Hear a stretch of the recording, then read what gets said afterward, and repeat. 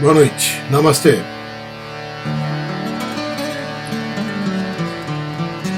Bem-vindos ao encontro. Bem-vindos ao satsang. A gente lembra do início do satsang? Para quem eventualmente esteja participando hoje pela primeira vez, né? Esse é encontro aberto.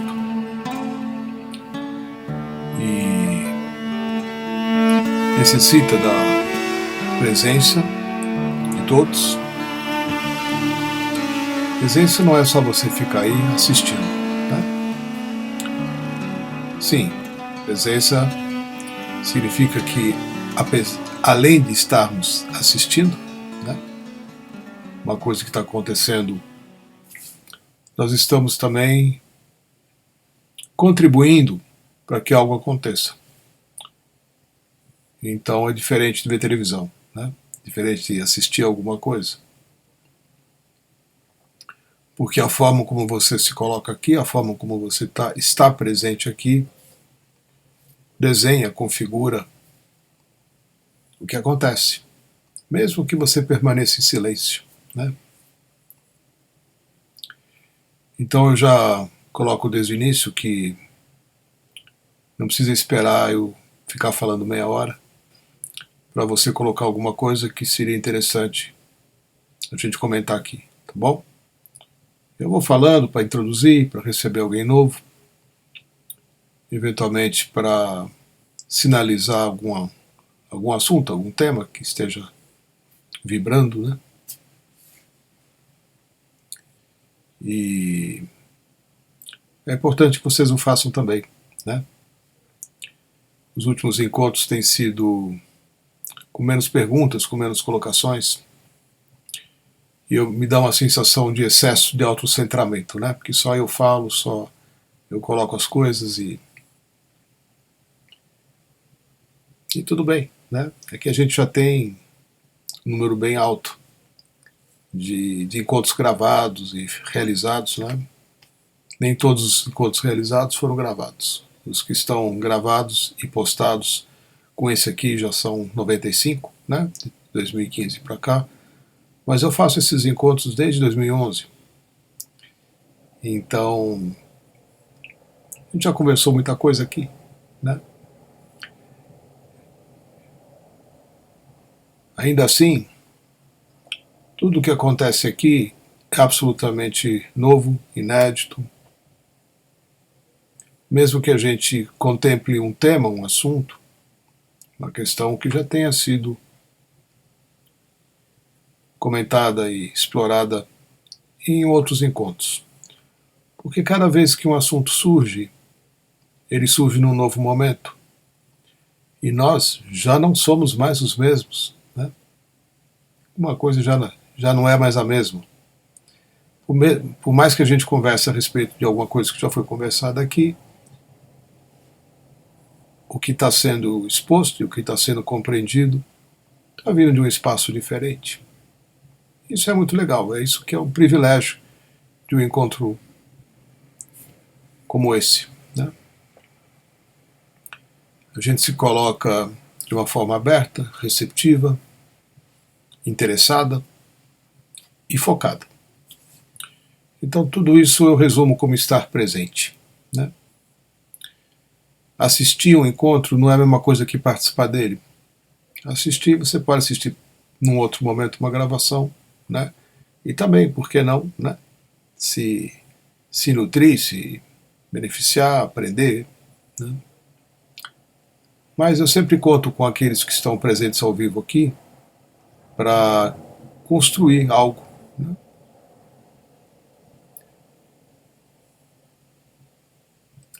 E isso que a gente está construindo aqui é uma coisa muito bonita. Porque eu não sei de mais alguém que esteja fazendo a coisa exatamente dessa mesma forma, né? Sim, existem inúmeros satsangs gravados, existem palestras, existem aulas, existem darshans, existem disponíveis, né, para serem assistidos, os mais diferentes grupos, escolas, mestres, gurus, professores, os mais diversificados temas, né? Mas muitas vezes é uma forma só de você adquirir informação, né? Saber algo mais. E aqui, gente, a gente explora o que está acontecendo com a gente mesmo, né? E o que acontece com cada um de nós quando algo é visto beneficia a todos nós, né? Por quê? Porque energeticamente acontece uma expansão. Quem está atento a isso percebe, né? Perceber que uma expansão está acontecendo em nossas vidas é uma das maiores bênçãos. Usualmente a gente só observa as contrações, né? Aquilo que... Porque a contração ela é desconfortável. Quando você se vê limitado, quando você se vê restrito, quando você se vê preso, não é confortável, né? Tudo bem, tem gente que se sente confortável dessa forma, né? Mas não é da nossa natureza o aprisionamento, o confinamento, a supressão, a repressão, né? E aqui a gente cria expansão. Ou seja, a gente cria espaço para que tudo aquilo que está aprisionado possa ser liberado também. Essa é a qualidade de um trabalho espiritual. Você é tocado por algo que te aprisionava, que te limitava. Por quê? Porque você não estava vendo, porque você estava inconsciente. Então, quando a gente explora alguma coisa aqui que venha de um espaço de inquisição sua, né? De onde vem esse inquirir? Vem porque alguma coisa está pegando, né? E quando alguma coisa está pegando, é Deus te cutucando, né? É o divino te cutucando. É a inteligência superior te cutucando. Olha, está na hora, né, da gente olhar para isso. E está na hora da gente deixar algo ir embora. Está na hora de liberar alguma coisa. Está na hora de abrir. Então, aqui a gente abre, né, o que está fechado. E a gente o faz olhando para o que está aqui, né? É um olhar. É uma investigação que não vem só da mente, não. É uma investigação do coração, da consciência. E isso, cada um de nós que o faz, cria também um campo de consciência em volta de si. Então, gratidão pela presença, né? Quando tem um grupo de pessoas se reunindo numa terça-feira à noite para fazer isso, a gente cria uma onda que abre e se espalha pelo planeta, né? Toca muita gente, às vezes em países, em locais que a gente nem imagina que possa estar chegando. Não é por causa da internet, não. É porque a gente está atuando no inconsciente coletivo também, do qual a gente faz parte, né? Então vou começar lendo aqui. Oi, Lúcia. Lúcia Sante. Querido Setu, participei do ECAM e todos os dias fui profundamente tocada, mais do que no ano passado, inclusive. Nas cenas que aparecia a Amazônia me tocavam muito e senti o quanto o que acontece com um acontece com todos. Estamos falando sobre isso, né? Senti na alma o sofrimento e me fez verificar que eu também crio para o outro de bom e do ruim. Senti na pele cada intenção. Maravilha, Lúcia. Para quem não sabe, ao que a Lúcia está se referindo é o Festival da Paz. Festival Mundial da Paz. World Peace Festival. Que aconteceu do dia 11 ao dia 22 de setembro. Já faz pouco mais de uma semana que terminou, né? E a cada dia nós nos reunimos aí planeta todo, né? Cada um no seu canto, virtualmente, em grupos, né? Reunidos em qualquer lugar. Eu não estou com os números aqui na cabeça agora, mas foi muita gente, né? Número de países, número de participantes, número de grupos presentes. E foi conduzido, então, um processo dentro do ECAN. O ECAN é esse templo, né, na Índia, onde todos nós, de vez em quando, vamos lá beber na fonte, né? E então foi feito um processo lá, focando cada dia num aspecto da violência. Violência contra as mulheres, violência contra as crianças, violência econômica, violência racial, violência, né, de todos os tipos, intolerância. E todos os dias estavam dedicados a um tema assim. Para quem estava lá na Índia, o dia todo estava dedicado, né? Para nós aqui, nós ouvimos né, participamos de uma meditação e no final meditamos juntos pela liberação daquele aspecto da violência. Então foram 11 dias. E milhares e milhares e milhares de pessoas. Nós chegamos a 1.600.000 pessoas meditando juntas. É um número bem grande, bem significativo, né? Não é qualquer um que bota 1 milhão para meditar junto, né?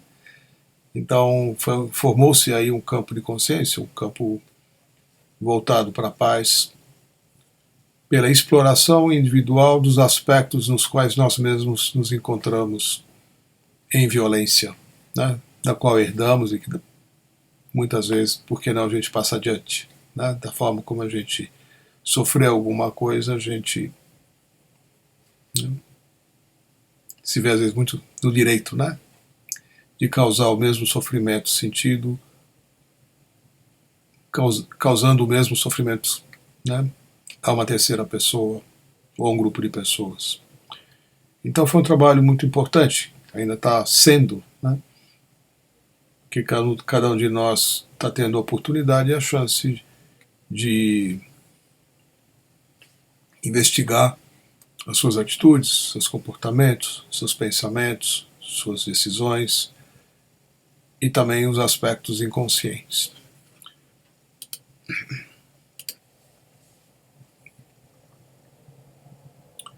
Foi muito lindo mesmo. E o que foi mais legal é que, sendo um festival mundial, tinha de fato a presença e a participação de, não sei, centenas de países, muita gente.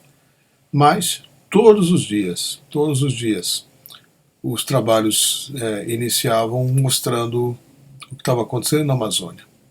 Todos os dias. Durante os 10 dias, na abertura, passou-se um vídeo e durante uma parte desse vídeo mostrava, né, o que está acontecendo com a devastação, com o desmatamento, com as queimadas e com os sacrifícios, né, dos animais, etc. E foi legal, porque fomos todos convidados, mundo afora, né, a trazer a nossa atenção e o nosso foco pela manutenção da floresta, pela manutenção dos indígenas, pela manutenção dos bichos, né, pela manutenção da água, pela manutenção do ar, de tudo que acontece lá na Amazônia, da qual também fazemos parte, né. Então, para nós aqui no Brasil foi uma bênção, né, uma bênção. Senti que o mundo inteiro estava direcionando a sua meditação a preservar um bem da humanidade, né? A Amazônia não é do Brasil, né? É um bem da humanidade, né? Então foi tocante mesmo, né, Lúcia? E a lição, uma das, né, lições que fica para todos nós, né?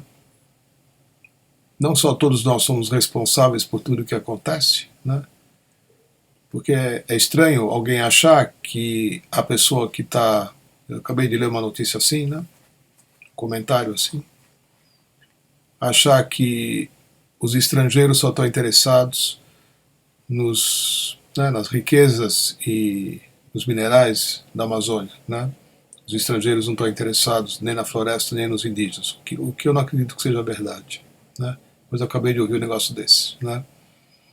Então, como se isso pudesse justificar uma série de atitudes, né? De quem não compreende que somos todos seres que vivemos um único planeta, né? Não tem dois planetas, né? Só tem um, e esse mesmo único planeta é de todos nós. E somos todos responsáveis por cuidar dele em todos os lugares, né? O que quer que aconteça em qualquer mar, o que aconteça em qualquer montanha, o que aconteça em qualquer floresta, é um dever de todos nós cuidar, seja lá que país esteja cuidando desse aspecto, né? Então, eu senti também, né, Lúcia, que foi um trabalho muito lindo, né? Que continua, que continua. Tem outros festivais chegando aí, né? E esse foi o segundo Festival da Paz. Fim do ano tem o Festival da Iluminação, que é um outro evento importante, né, em dezembro. Fica aí já o convite, né, aos que têm a possibilidade e o recurso, né, de passar uns dias lá na Índia e participar ao vivo dentro do ECAM desse Festival da Iluminação. Com certeza você vai, mesmo que você fique só uma semana, 10 dias lá, você vai ser fortemente impactado. E você vai voltar bem diferente do que você estava antes de ter ido para lá, né? Essas são experiências que eu trago comigo, né? Todas as vezes que eu estive na Índia, e eu fui muitas vezes, e alguma coisa a gente ganha, recebe, se nutre, e outras coisas a gente deixa aí, né? Então uma viagem assim, que é uma viagem, não é uma questão de Índia, né? É questão de estar indo ao encontro de alguma coisa que nos nutre existencialmente. Eu sempre que pude abrir mão de todas as coisas da minha vida para poder me dedicar a esse tipo de jornada, né? E eu posso, né, posso afirmar categoricamente que vale a pena, né? Tudo aquilo que a gente faz que nos beneficia, beneficia de uma forma existencial, né? É um benefício existencial. Porque alguma coisa acontece com você e, e não volta, né? É existencial. Você passa por alguma coisa que transforma, transmuta, alquimiza tudo que te impede de ser feliz, de ser pleno na vida. E não tem volta, né? Aquilo que você conquista, entre aspas, né? Porque não é na verdade uma conquista, mas no sentido de ganho, você não perde mais. Você segue adiante, né? E distribui, né? Põe na roda,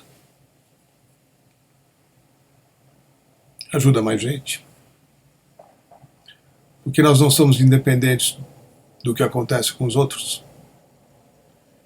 Então, quando a gente tem algum ganho, algum crescimento, algum benefício, uma cura espiritual, existencial, emocional, que seja, uma aprendizagem, um crescimento, só disso está acontecendo com a gente, quem está por perto sente, né? E é impactado.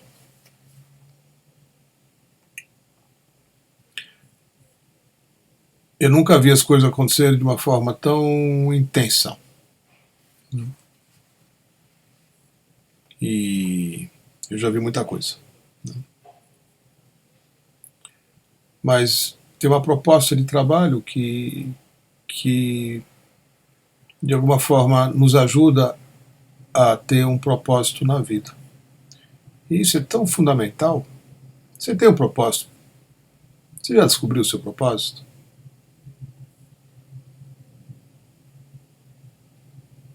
Tudo bem se você não tiver, né? Mas é legal encontrar. É legal encontrar. É mais do que legal, né? É importante. É importante. Ter propósito na vida dá todo o significado para tudo que você faz a cada momento, a cada dia.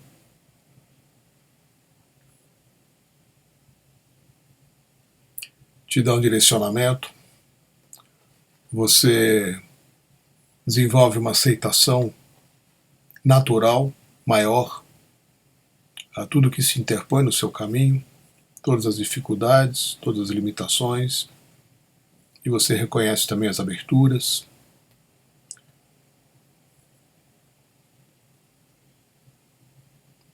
É interessante quando a gente passa por uma situação de limite, de contingenciamento, né? É muito desconfortável, né? Você não se sentir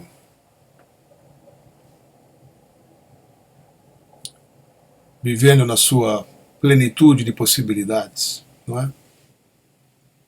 É uma fonte de sofrimento muito grande. Você saber que você pode e tem o que fazer e não poder, não é? Porque tem coisa acontecendo em volta, que seja temporariamente, mas tem coisa acontecendo e você de repente não pode, né? Não consegue.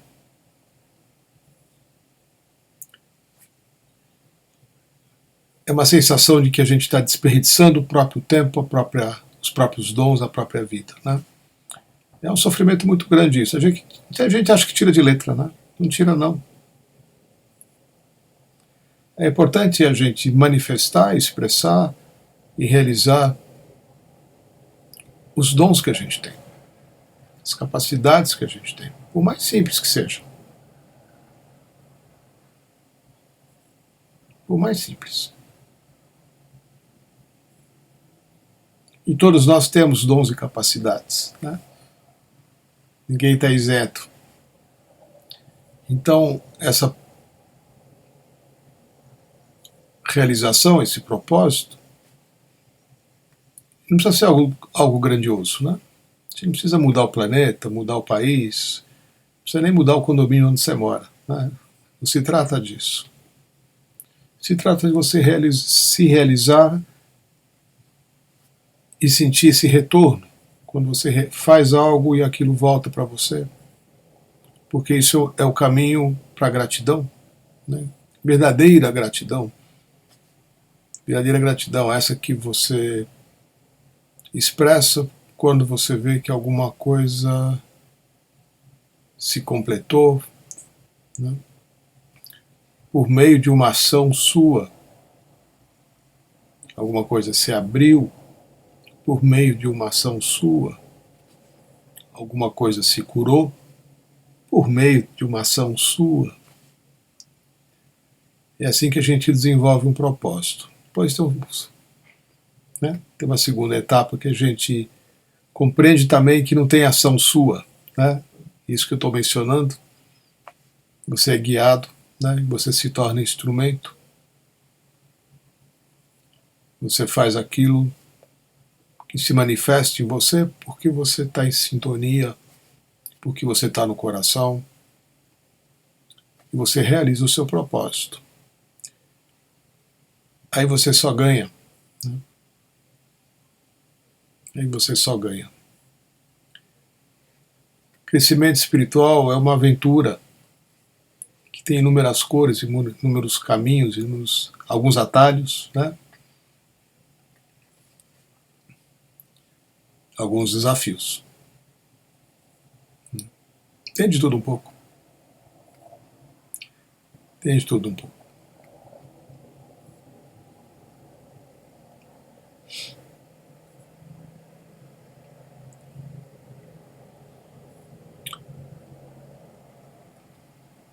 A gente... Eu estava ontem explicando na minha sessão de Diksha, né, no final, convidando as pessoas para estarem aqui hoje. Não basta ir lá receber Diksha, ficar sentadinho de olho fechado, com um monte de gente, né? É legal, claro que é, uma delícia, né? Mas quantas vezes que eu já não vi isso, né? A pessoa vai receber uma Diksha porque está sem grana, aí fica lá um tempinho, né, uns meses, até arrumar um emprego, aí desaparece. Aí outra aparece porque se separou do marido, né? Ou se separou da mulher, está sozinho, está afim de encontrar gente, está afim de mudar alguma coisa. Depois que arruma um novo namorado, um novo marido, desaparece.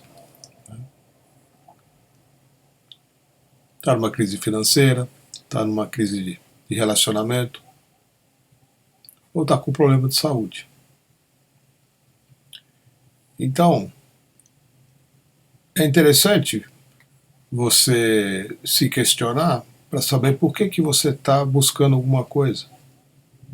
Que necessidade é essa que você tem de encontrar alguma coisa, né? O que te motiva? Quais são os seus propósitos, né? No sentido de motivação, para você fazer as coisas que você faz, para você ler as coisas que você lê, para você ir aos lugares que você vai, etc. Né? Faz parte de um tema que eu já abordei aqui, que é a integridade. Né? E é interessante a gente observar que, pelo menos eu sinto isso assim aqui nesse encontro, né? Que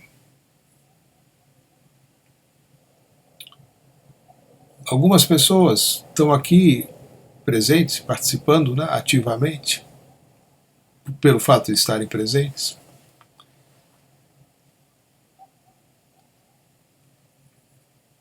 Como uma forma de se trabalhar, né? Uma forma de encontrar liberações, uma forma de contribuir também, como eu já estava dizendo aqui no começo. É muito bom contribuir, faz parte da prosperidade. Né? Tem uma frase que sempre mexe com as pessoas no final do processo de prosperidade, quando eu consigo dar esse curso, né? Que afirma exatamente isso, né?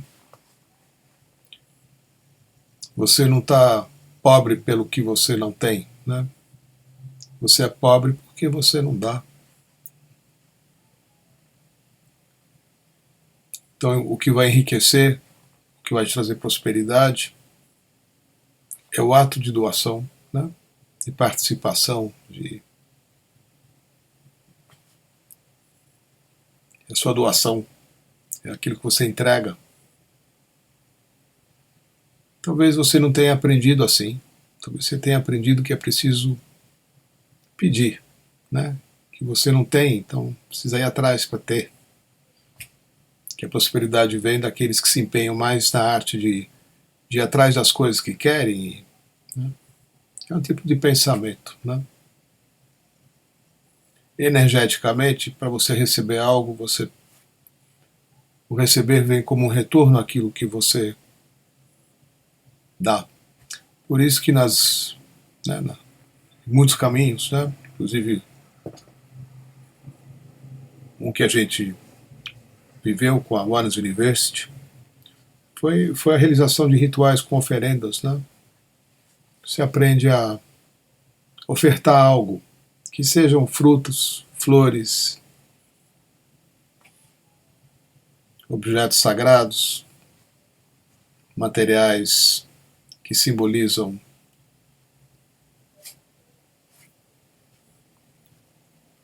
coisas valiosas. Né? Você oferta. Em gratidão, em reconhecimento, e depois você pede, né? O que você precisa também. Às vezes a gente transcende isso. Né? a gente naturalmente distribui o que tem, né? Com a consciência daquilo que você tem não te pertence, e com a consciência daquilo que você aparentemente tem, você tem para poder dar para os outros também, né? É um caminho de transcender a nossa percepção egoísta, né? E autocentrada.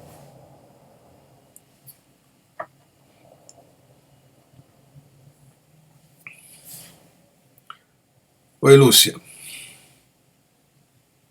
Acredito que nesses processos encontramos pessoas que ressonam da mesma energia de troca. Tenho percebido isso nas relações simples do cotidiano. Exatamente o que eu estou falando, né, Lúcia?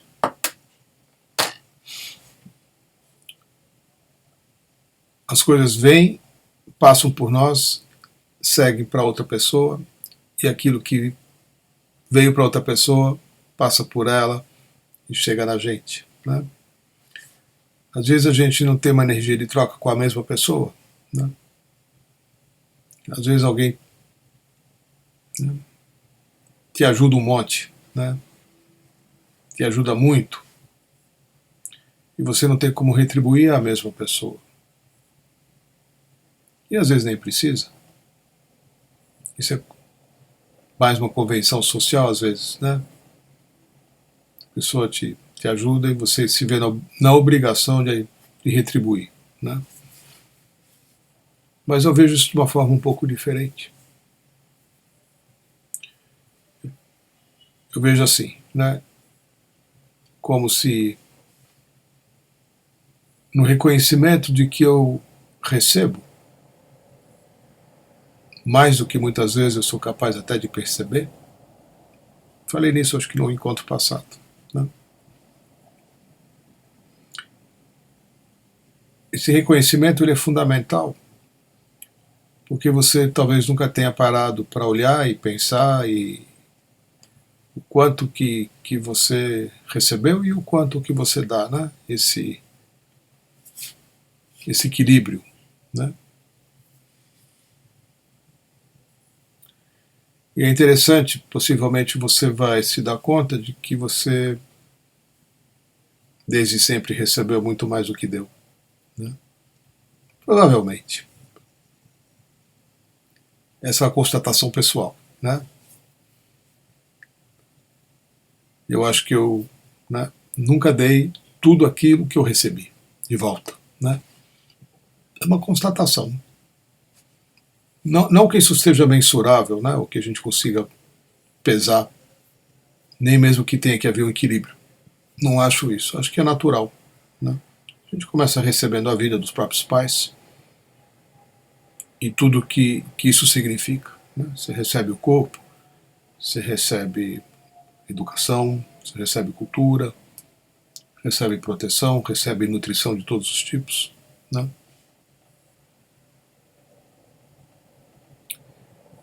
E nem sempre você reconhece isso, agradece isso, ou consegue retribuir. Normalmente a gente está num estado de carência, né? Querendo mais, achando que recebeu menos do que merecia, ou do que, né? E aí a nossa vida fica parada, né? Agora, quando você tem esse reconhecimento e você tem a possibilidade de acessar um estado de gratidão por tudo que a vida te traz, tudo mesmo, as pequenas coisas e as coisas grandes. Você tem um lugar para morar, você tem uma casa, né?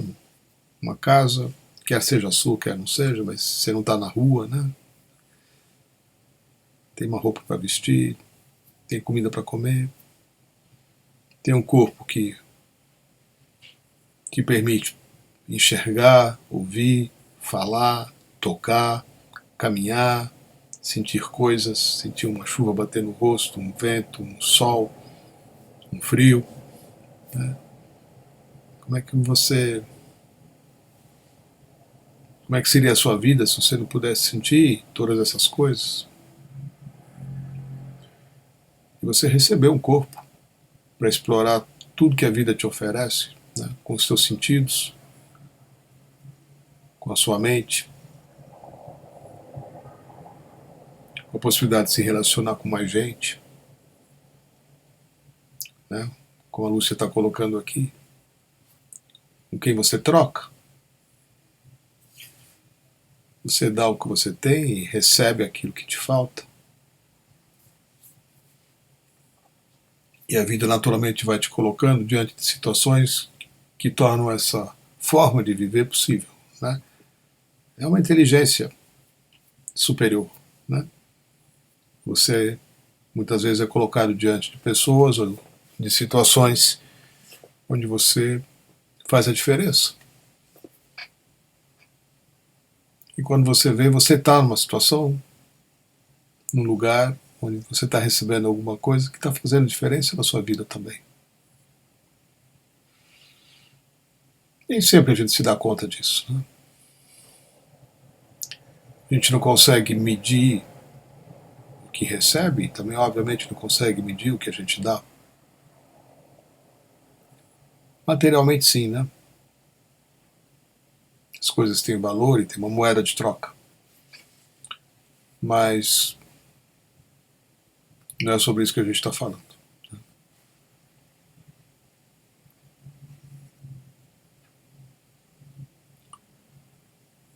A ideia não é uma ideia, né? A consciência de que somos autocentrados é muito importante. Muito importante você descobrir o quanto autocentrado você é. Autocentrado significa que você se percebe como o centro do universo.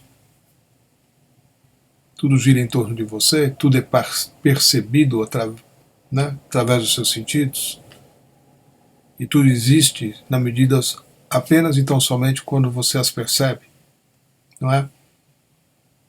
As coisas só existem porque você as percebe. Aquilo que você não percebe está fora da sua perspectiva, não é? E você usa dos seus sentidos para perceber as coisas, você precisa deles. Você precisa enxergar, você precisa ouvir, você precisa tocar, é através do corpo. E aí de repente você recebe um corpo.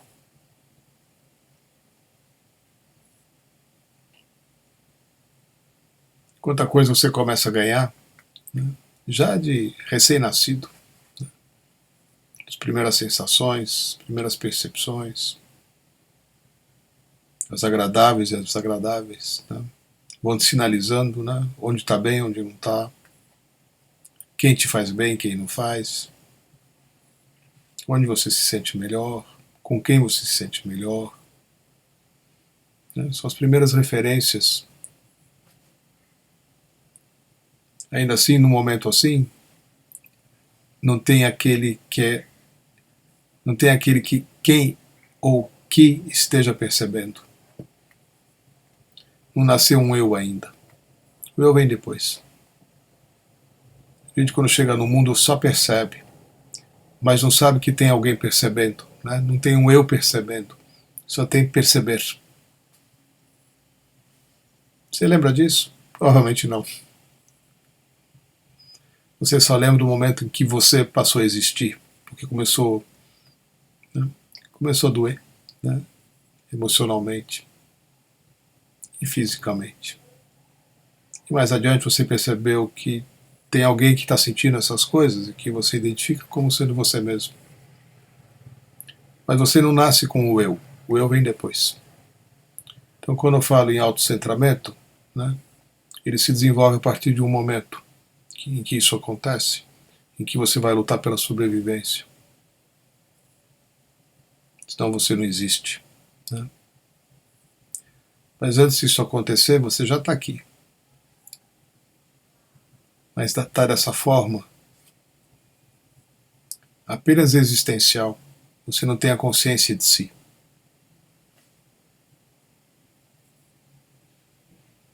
E o que eu estou fazendo aqui é um convite para a gente entrar nesse estado onde essas coisas são percebidas, porque é isso que vai fazer com que a gente atue no mundo de uma forma bem diferente do que a gente está acostumado a fazer. Oi, Cíntia. Querido Setu, tenho percebido que o sofrimento que venho sentindo até hoje é desproporcional no sentido de ser maior do que os fatos que teriam causado. Pode falar alguma coisa sobre isso? É sempre assim, viu, Cíntia? É sempre assim, é uma descoberta importante, né? Uma percepção importante.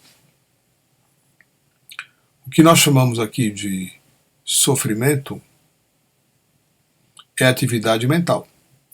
Eu acho que você já me ouviu falando isso, né? É atividade mental. O sofrimento, ele nunca está no fato em si.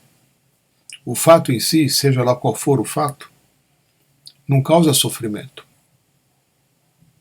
Pode causar alguma dor, né? Mas o fato em si não causa sofrimento.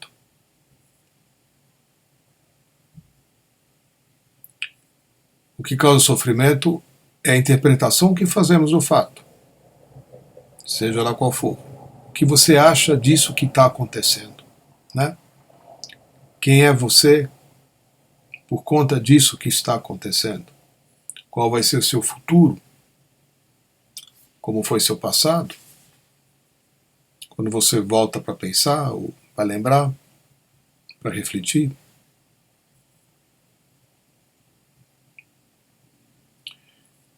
O sofrimento, ele está contido nessa, chamar, né? Nessa ação de atribuir aos fatos algo que não pertence de fato ao fato. Né? Desculpe o português aqui.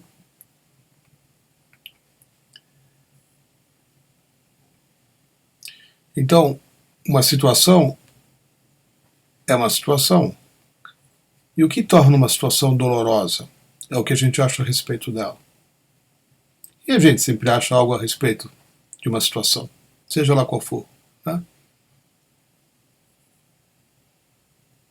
Todos os dias, todos nós, inclusive eu, né?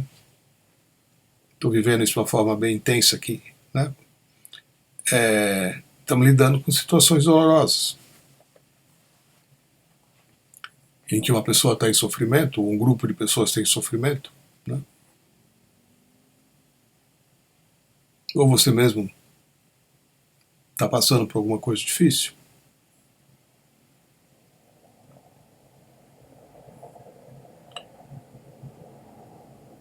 Aonde que nasce a dor? Ela nasce daquilo que está sendo percebido. E às vezes é doloroso mesmo. Né? Agora, se a gente arranhar um pouquinho a superfície e ver o que está mais embaixo, né? Provavelmente, possivelmente, isso que consideramos doloroso simplesmente se desmancha.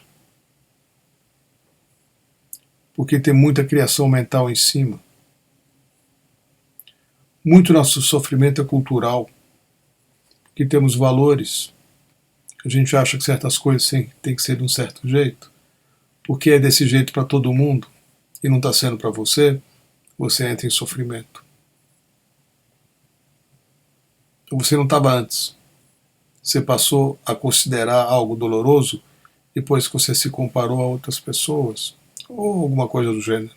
Né? Só ilustrando um pouquinho a atividade mental. Né? A gente atribui o sofrimento às situações. Não que as situações não sejam dolorosas, é claro que são, com certeza. E nós somos seres sensíveis. Não é muito difícil sentir dor, né? Bem fácil, a gente sente dor por qualquer coisa com muita facilidade. Dor física, dor emocional, dor psicológica, dor mental, dor existencial. Tem vários tipos de sofrimento, né? E eles são diferentes. Mas é sofrimento. Lembro aqui que toda a intenção de, em especial, né, de Sri Bhagavan, criança ainda, foi liberar todos os seres humanos de todo o sofrimento. Isso ele tomou como uma intenção pessoal, ainda criança. Foi quando ele recebeu o mantra, que ele teve que cantar por 21 anos. Depois a Diksha se manifestou para o filho dele. Então, sofrimento é um tema que está presente na vida de todos os seres, né? O que nós temos hoje, alguns de nós, né? Eu me sinto muito privilegiado, né, por poder afirmar isso assim, né? Mas hoje o que nós temos é uma possibilidade muito fácil de transcender e nos liberar de todo tipo de sofrimento. E viver num belo estado, livres do sofrimento.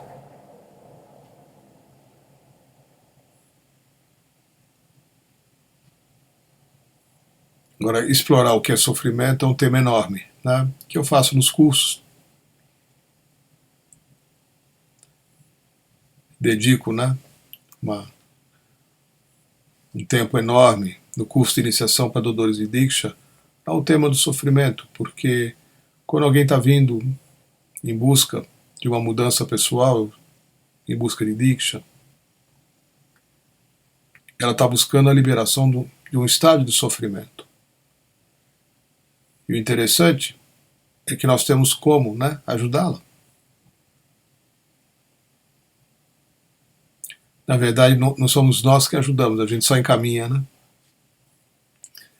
A gente só contribui para que ela se conecte e encontre os meios de se liberar do sofrimento. Ninguém libera o sofrimento de outra pessoa, por mais que você tenha boa vontade, né? É quase impossível. A liberação do sofrimento é um processo muito pessoal, muito individual, e faz parte da jornada de cada um.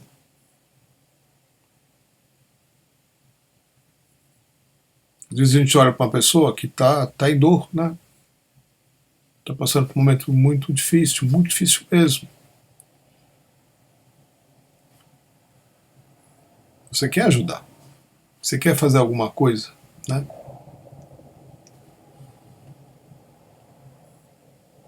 Natural. E é muito frustrante você não poder fazer nada, né? Às vezes a gente consegue, né? Então, quando a gente recebeu essa energia fantástica, né, que se manifesta através das nossas mãos para aqueles que foram iniciados, né, que é a possibilidade para qualquer pessoa. A pessoa, para ser iniciada em Diksha, não precisa, não tem pré-requisito, basta querer ajudar a si mesmo, né? Basta querer ajudar também a mudar algo no coletivo. Quando você se torna doador de Diksha, você recebe essa possibilidade na sua vida, né, de encontrar a liberação do sofrimento seu e de ajudar outras pessoas que acessem essa energia a serem liberadas do sofrimento também. Então, quando a gente se torna doador de Diksha, a gente explora bastante o que é o tal do sofrimento, né? E aí a gente vai se dando conta de certas coisas. Uma delas é essa, né, Cíntia? A gente vai se dar conta de que o sofrimento é autocriado, que o sofrimento não está no fato, que o sofrimento está na interpretação que fazemos dos fatos. Os fatos não causam sofrimento, os fatos causam dor. O sofrimento ele é adicionado por atividade mental por interpretação, por julgamento, por comparação e por tantas outras coisas, né, que a gente não tem como colocar tudo aqui, né? Mas nos cursos eu comento bastante, né? Quanto mais a gente tem consciência de que todas as situações dolorosas e de sofrimento com as quais a gente convive diariamente são autocriadas, né? É uma descoberta muito importante isso.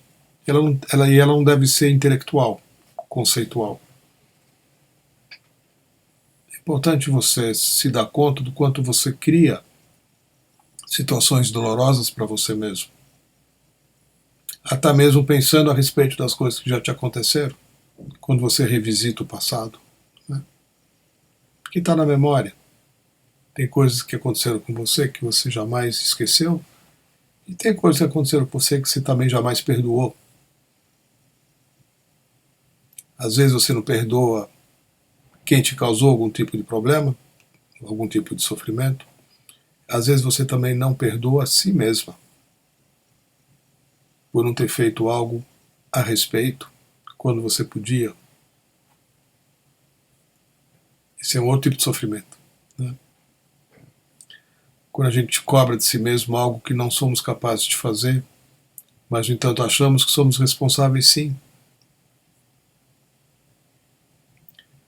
Isso facilmente nos leva ao sentimento de culpa. Sentimento de culpa não é um lugar legal, né? Ninguém é culpado de nada, e o sentimento de culpa, ele nada mais é do que uma manifestação do ego também. Quando você atribui a si mesmo uma responsabilidade que você não tem a respeito de fatos e eventos que você não causou, mas que você acha que causou sim, né? Certas coisas aconteceram por tua causa. E agora você, né, tá desse jeito. Fez tudo errado, né? A gente tem muito o que explorar nesse universo, né? Quando nos cursos eu aviso, olha, nós vamos dedicar aí, né, uma manhã agora a explorar o sofrimento, todo mundo faz cara feia, né? Como se a gente fosse falar de alguma coisa que é desagradável e que seria mais gostoso se a gente não precisasse olhar para isso, né? Pudesse só falar de luz, de energia, de universo, dos grandes mestres. Luz, energia e os grandes mestres só estão aqui porque a gente está em sofrimento. Se a gente não tivesse em sofrimento, eles não estariam se manifestando para nós aqui, né? A nossa encarnação aqui no planeta Terra é também para a gente realizar a alegria de viver e realizar o que nos impede de acessar os estados de alegria de viver, né, de realização existencial. Então a gente vai explorar o que nos sustenta nos sustenta em estado de sofrimento. É muito importante isso. É fundamental, né? É aprender a tirar o espinho do pé, né, que você nunca se abaixou para tirar e está pisando no espinho desde que nasceu e se acostumou a viver assim.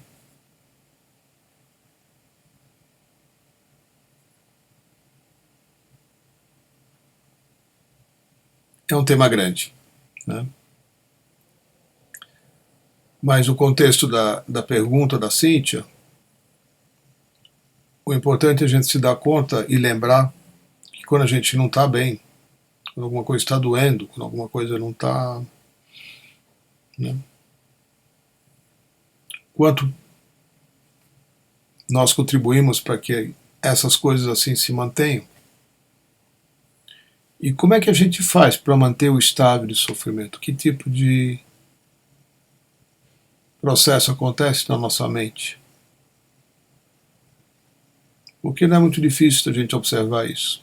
E o que eu faço para sustentar o meu estado de sofrimento? Observa como você atribui valores às situações. Uma situação é uma situação. Agora, o que você acha a respeito dela é o que a gente chama de sofrimento, né? Uma situação pode ser positiva, uma situação pode ser negativa, uma situação pode ser determinante para que alguma coisa mude na sua vida.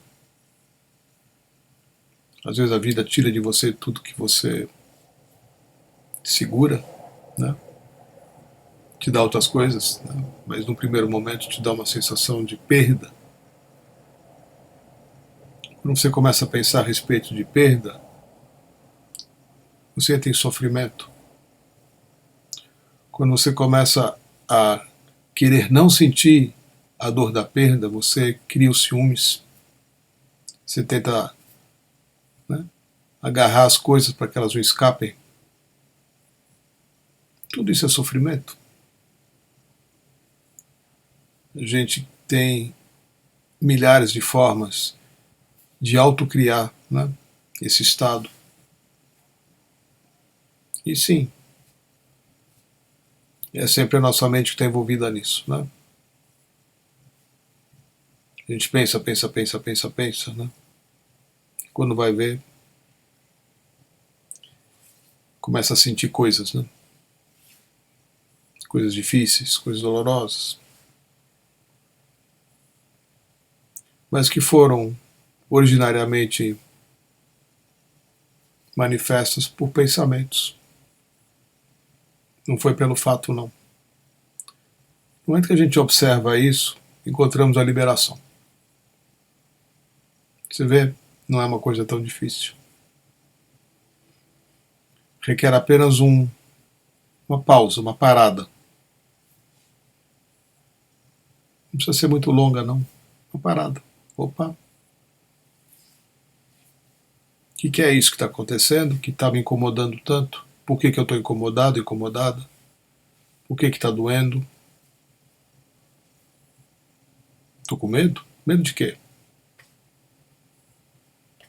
O que é? Né? E começa uma investigação. Esse ato de investigar, de questionar, de buscar uma resposta por meio da observação interna, né? Por si só é suficiente para você sair de qualquer estado de sofrimento. Então, quando você diz que percebe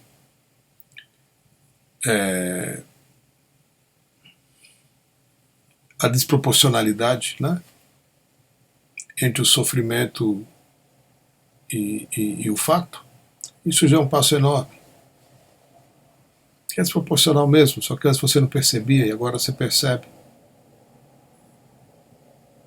É isso que é importante, né? Quando a gente é capaz de se dar conta do quanto a gente cria e sustenta determinado estado, pelo hábito, por condicionamento, porque não, até mesmo por ignorância. Aí quando você transcende isso, acabou. Você não sofre mais. Você vai sentir dor, mas você não sofre mais. Né? Ou quando você entra em estado de sofrimento, você sai deles com bastante facilidade, né? Com mais rapidez. Porque o estado de sofrimento ele pode durar a vida inteira.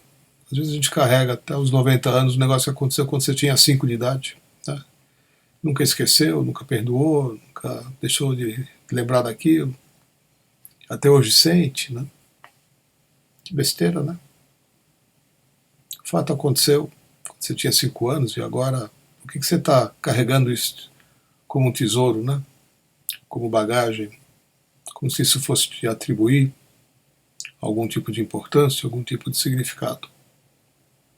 E a gente, sim, muitas vezes faz uso de um estado de sofrimento para se sentir mais importante ou para buscar amor das outras pessoas. São vários aspectos, né? Falei que não ia explorar todos eles aqui porque não cabe, né? Mas é um pouco por aí. Que possamos todos estar livres de todo sofrimento. Vou dedicar nosso encontro daqui a 15 minutos, a Awareness Meditation, para a gente acessar essa possibilidade real da liberação de todo sofrimento. Namastê. Gratidão pela presença e pelas perguntas. Dentro de 10 minutos aproximadamente, eu reabro a sala para transmitir a Diksha através da Awareness Meditation, que é parte integrante aqui do encontro, como eu sempre lembro. Tá bom? Gratidão. Namastê.